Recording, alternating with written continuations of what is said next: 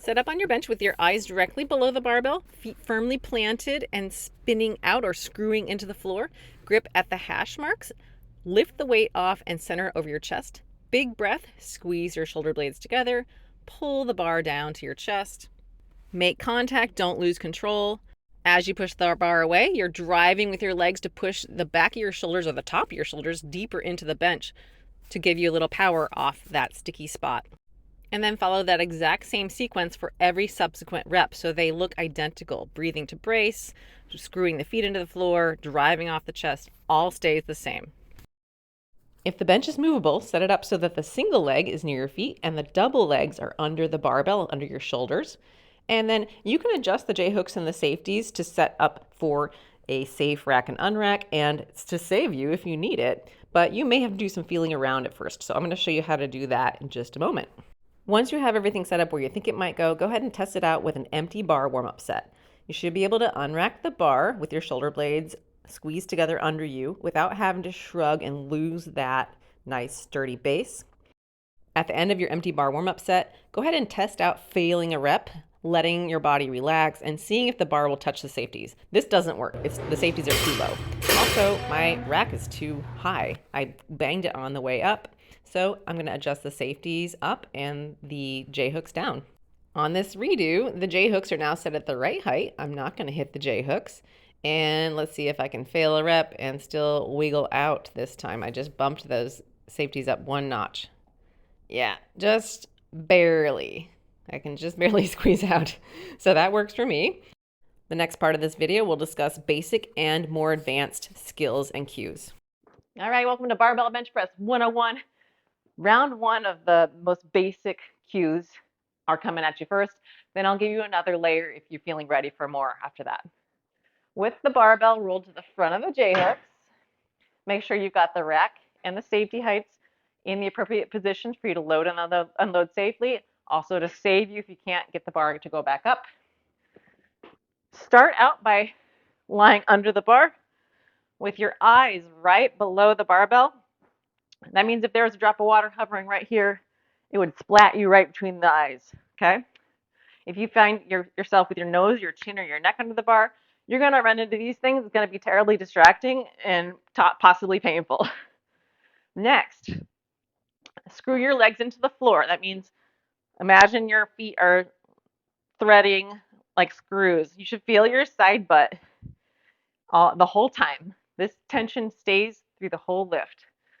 Find the outer hash marks, either like plant your hand right inside that hash mark, or if you have really long spider arms like me, maybe I put my ring finger on that hash mark.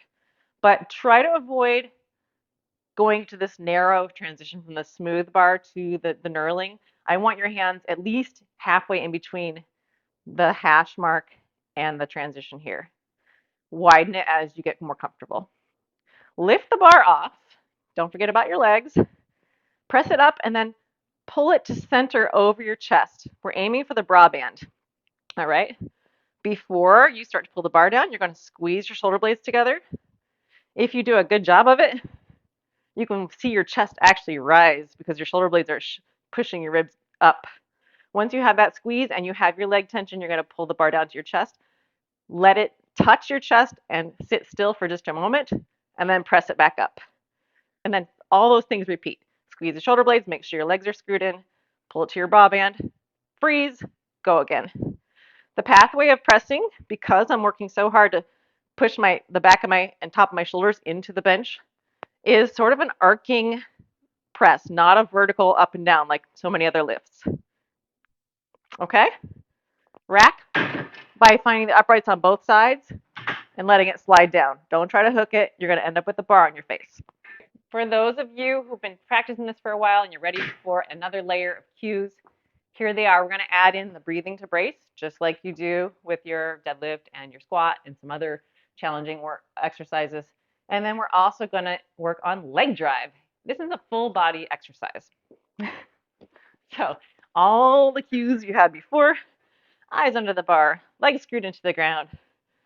Find even grip, unrack it, center it, shoulder blades. But now I'm going to take a breath and lock those shoulders in even tighter, pull it down. And then when I press, I'm going to kick it off my chest by pushing my legs into the floor. And my butt's not going to come up because I'm already doing that. Screw the legs into the floor. Let's try it again. So big breath, and the shoulder blades come together. Breathe. Kick it off. Let yourself get a new breath. Kick it off. Okay. Whew. It's initially really hard to find much leg drive, or it's really wild leg drive. So let all those things come together over time.